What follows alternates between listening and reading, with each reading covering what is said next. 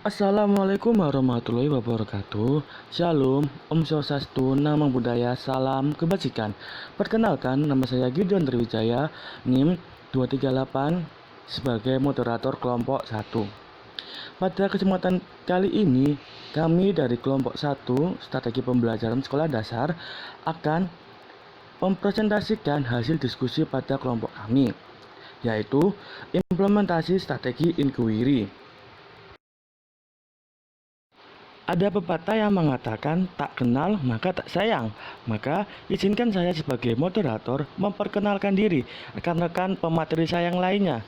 Yang pertama ada Ayu Sri Lestari, yang kedua ada Dani Damayanti, yang ketiga ada Ovi Oktaviani Effendi, yang terakhir ada saya sendiri yaitu Gideon Triwijaya.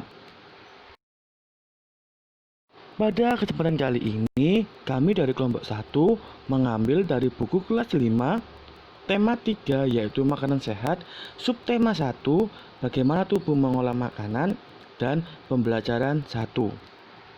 Submateri yang akan kami bawakan ada 5, yakni yang pertama ada pengertian strategi inquiry, yang kedua ada karakteristik, yang ketiga ada kelebihan dan kekurangan, yang keempat ada fase atau sintak, dan yang terakhir, ada implementasi strategi inquiry dalam pembelajaran.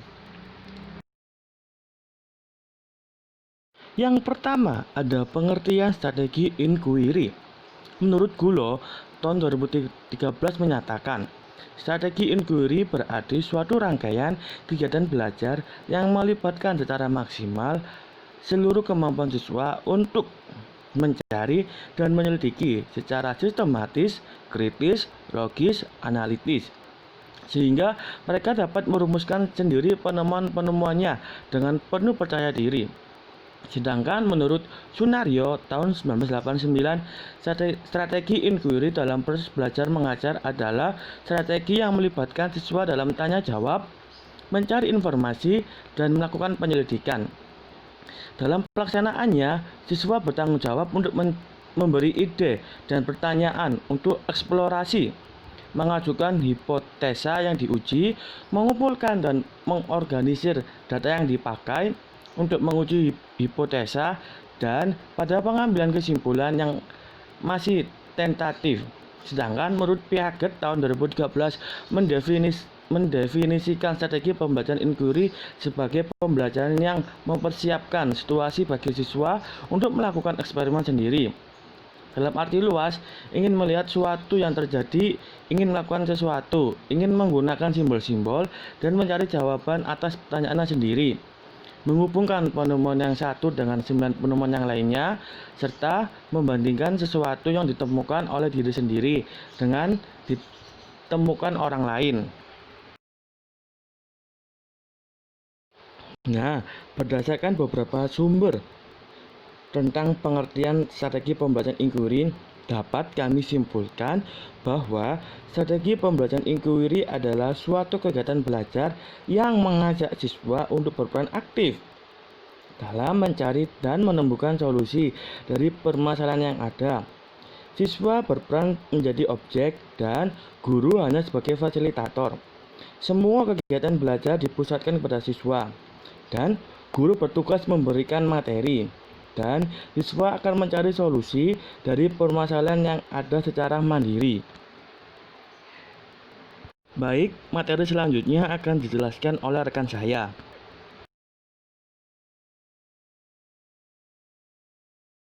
Saya, Dani Damayanti, akan menjelaskan materi berikutnya. 2. Karakteristik strategi inquiry.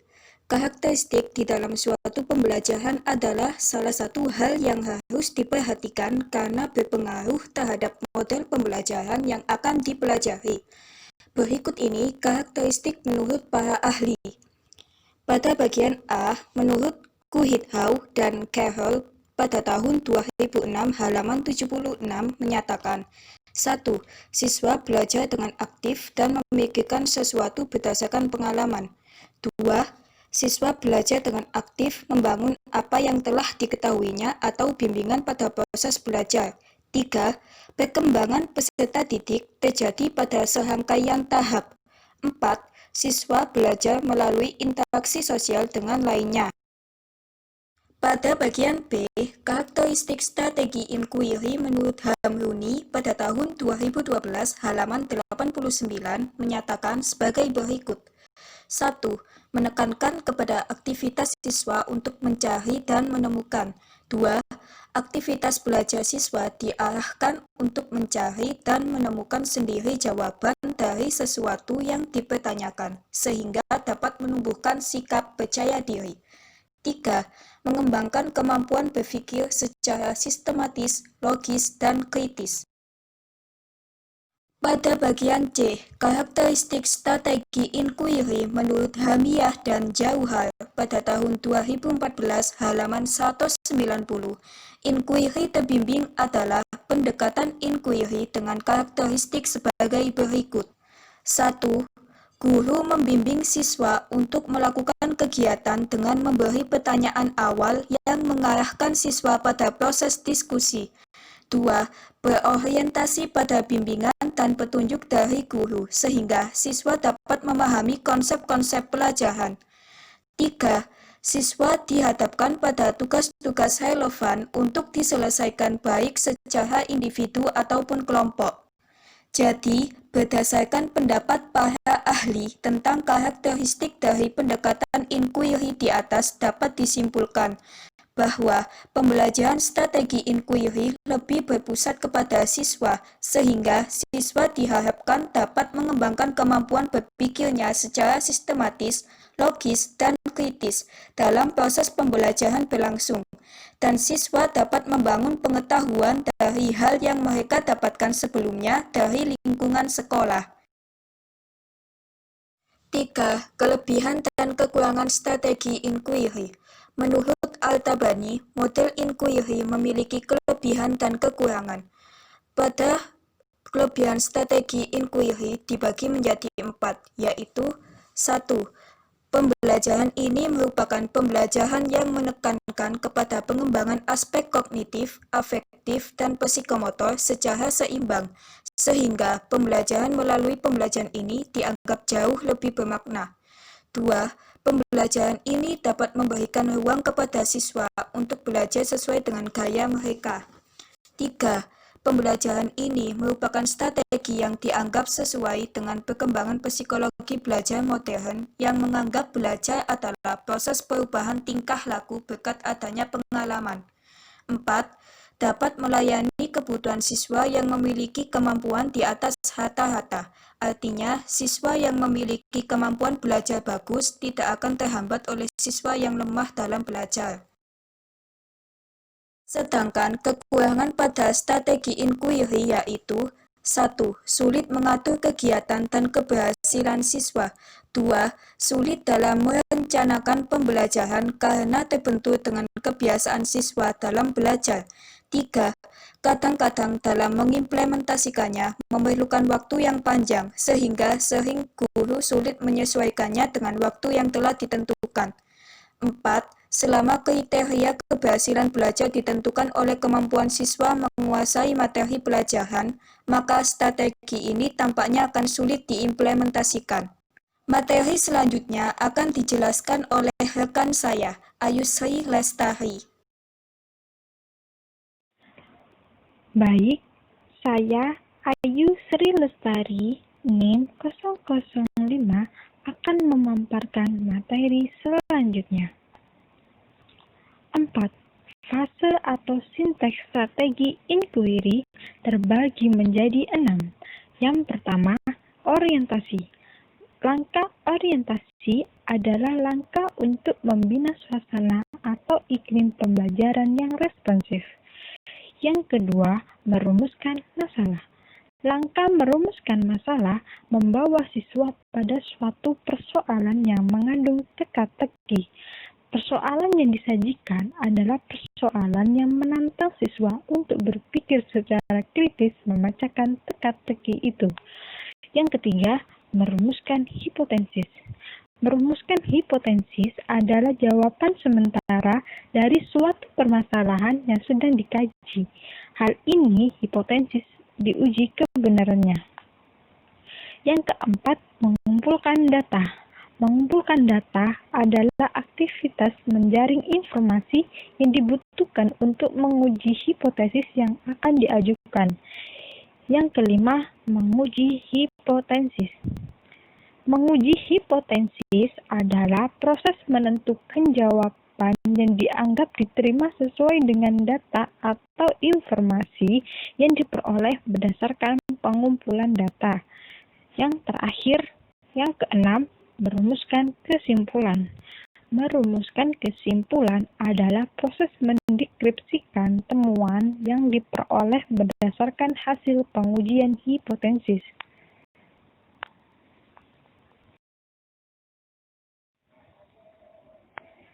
Selanjutnya, yang kelima, implementasi strategi pembelajaran inquiry. Penerapan pada sekolah dasar kelas 5. Tema 3, makanan sehat. Subtema 1 dengan tema bagaimana tubuh mengelola makanan. Pembelajaran yang pertama.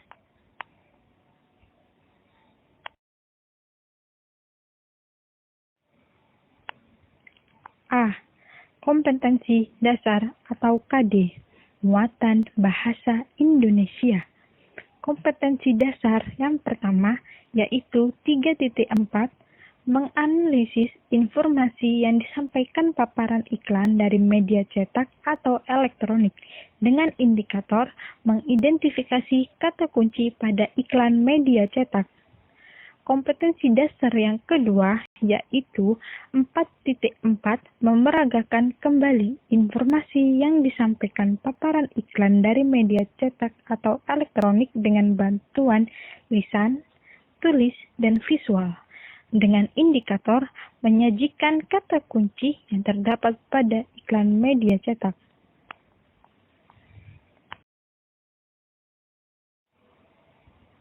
Selanjutnya, kompetensi dasar muatan pembelajaran IPA.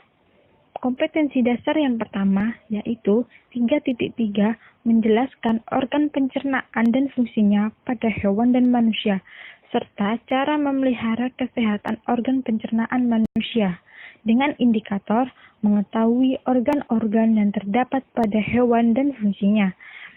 Kompetensi dasar yang kedua yaitu 4.3 menyajikan karya tentang konsep organ dan fungsi pencernaan pada hewan atau manusia dengan indikator membuat bagan organ pencernaan pada hewan dan fungsinya.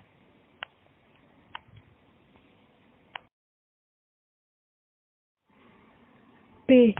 Tujuan pembelajaran. Yang pertama, siswa mampu menunjukkan nama organ pada pencernaan manusia. Yang kedua, siswa mampu menyebutkan organ pencernaan manusia secara berurutan. Yang ketiga, siswa mampu menjelaskan fungsi organ pencernaan makanan pada manusia. Yang keempat, dengan mengamati gambar iklan yang disajikan, siswa mengidentifikasikan kata kunci pada iklan media cetak dengan tepat.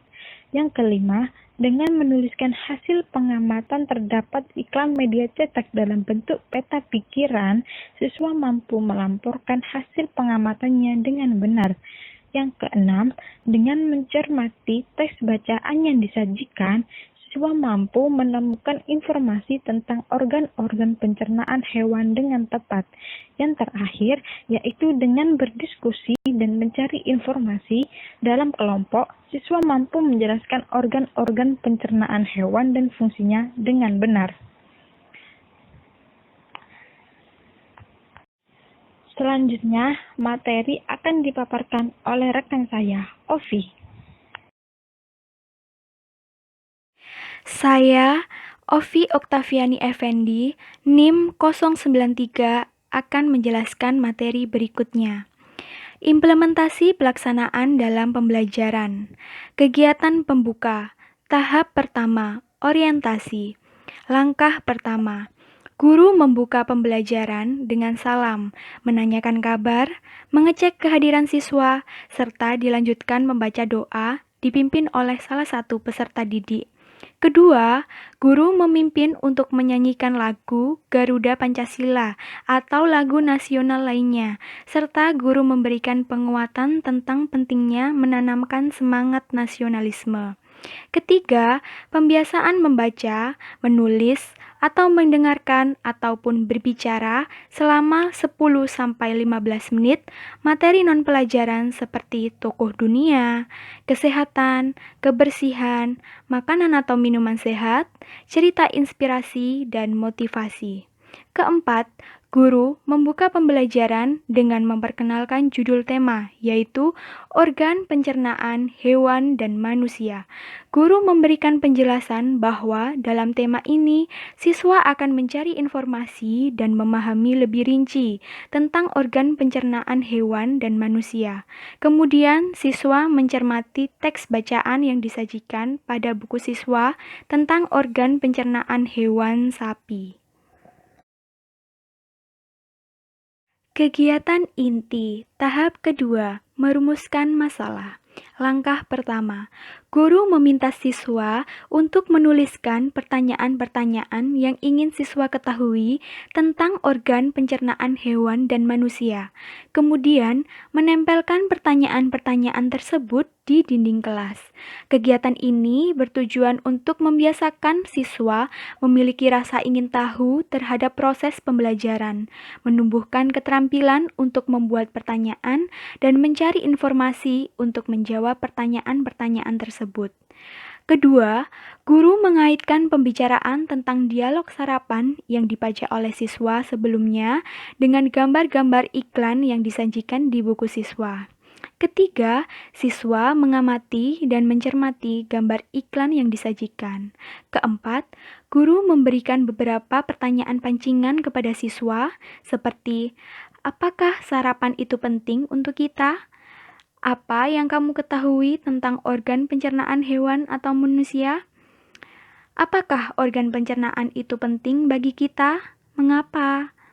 Menurutmu, apakah organ pencernaan yang dimiliki hewan sapi sama dengan organ pencernaan manusia? Pertanyaan-pertanyaan tersebut dimaksudkan untuk menstimulus rasa ingin tahu siswa dengan topik pelajaran hari ini. Tahap 3, merumuskan hipotesis. Langkah pertama, siswa mengajukan jawaban sementara dari masalah yang telah diajukan guru berdasarkan pengetahuan siswa. Kedua, siswa memberikan dugaan sementara yang berkaitan dengan pertanyaan pada tahap perumusan masalah, yaitu organ pencernaan hewan dan manusia. Ketiga, siswa mencatat jawaban sementara yang diajukan siswa tersebut. Tahap keempat, mengumpulkan data. Langkah pertama, guru menyarankan kepada siswa untuk membuat catatan kecil supaya membantu siswa mengingat kembali organ-organ pencernaan pada hewan sapi. Kedua, guru mengajukan pertanyaan untuk mendorong siswa berpikir untuk mencari informasi seputar organ pencernaan hewan dan manusia. Ketiga, guru meminta siswa untuk berkelompok. Kemudian, siswa bersama dengan teman sekelompok membaca kembali teks informasi tentang organ pencernaan hewan sapi. Tahap kelima, menguji hipotesis. Langkah pertama, siswa melengkapi diagram yang disediakan di dalam buku siswa. Kegiatan ini digunakan untuk mempermudah siswa dalam memahami tentang organ-organ pencernaan hewan. Kedua, guru membimbing siswa menganalisis dan membuktikan jawaban dari buku sumber yang dimiliki siswa. Ketiga, siswa berdiskusi dalam kelompok untuk mengisi diagram yang ada di buku siswa. Siswa boleh menggunakan informasi yang mereka dapatkan dari teks bacaan yang disajikan di buku siswa.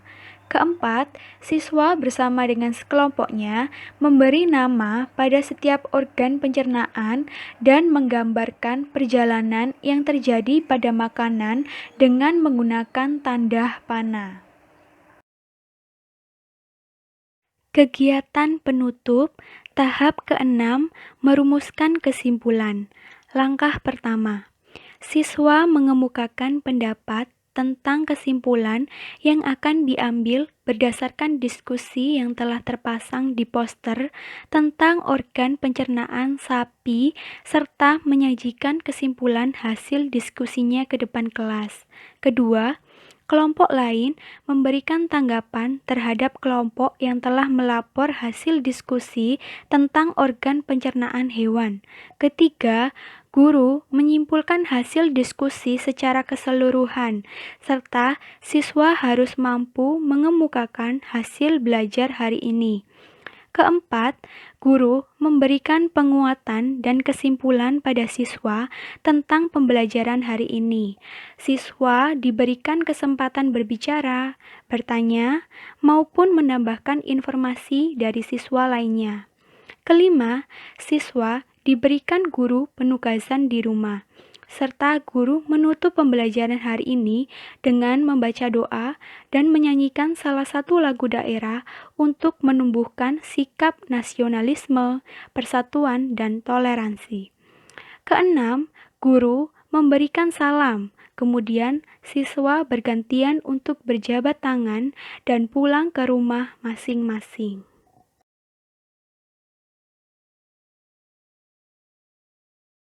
Baik, terima kasih kepada teman-teman pemateri yang lainnya yang sudah menjelaskan banyak sekali hal tentang implementasi strategi pembelajaran inquiry.